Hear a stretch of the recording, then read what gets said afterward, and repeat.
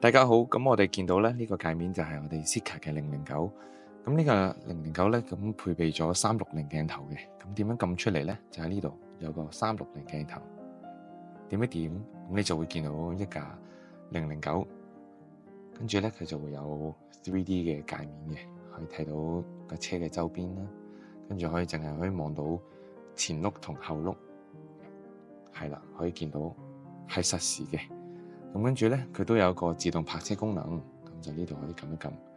咁見到呢個畫面嘅時候，意思係話個電腦就已經幫你揾緊附近嘅車位。咁呢個車位咧見到之後咧，佢就會畫個格仔出嚟之後，點一點佢，跟住就會撳確定自動泊車，佢就可以鬆手，可以鬆腳剎，就幫你自動泊車㗎喇。